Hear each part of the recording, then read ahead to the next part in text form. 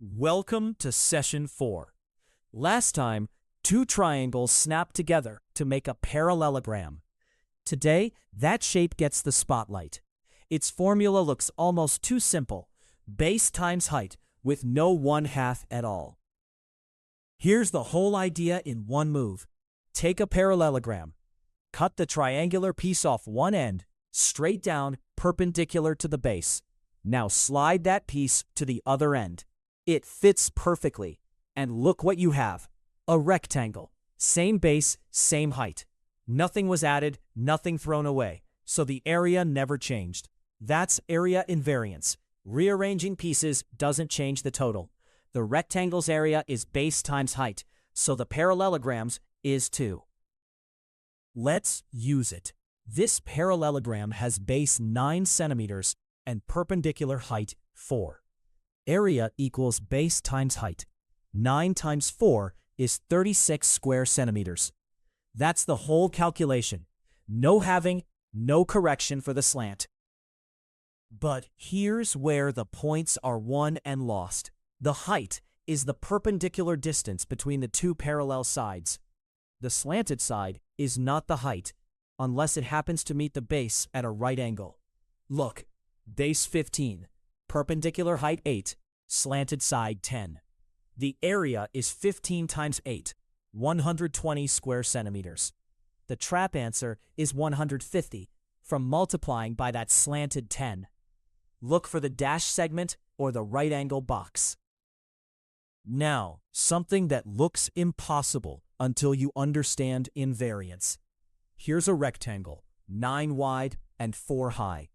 Next to it, a parallelogram that leans hard, also base 9, height 4. Both have area 36, exactly equal.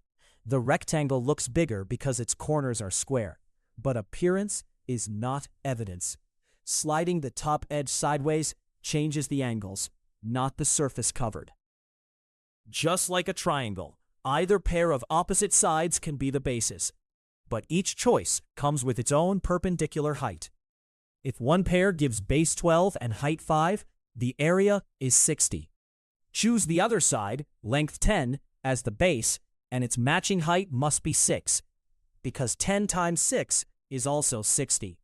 Never pair a base with a height that belongs to a different base. A quick real one. A parking space painted at a slant. Even tilted, a space with a 3-meter base and a 5-meter perpendicular height covers 3 times 5, 15 square meters of pavement. The slant doesn't cost you any ground. Now, a multi-step problem. A slanted solar array is drawn as a parallelogram with base 18 feet and perpendicular height 7.5. Each panel covers 15 square feet. First, the array area. 18 times 7.5 is 135 square feet. Then divide. 135 over 15 is 9. Exactly 9 panels. Find the area first, then answer the question actually asked. Here's the classic mix-up. A parallelogram does not get the 1/2. Only triangles do. For base 9 and height 4, the answer is 36, not 18. 18 is a triangle's answer. Remember the cut and slide. A parallelogram becomes a full rectangle, so it keeps the full base times height. Your turn.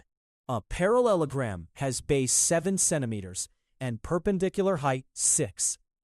Base times height, 7 times 6 is 42 square centimeters. No halving. Let's recap.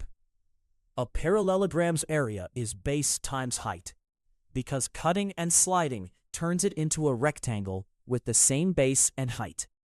The height is perpendicular, never the slanted side. Lean doesn't change area.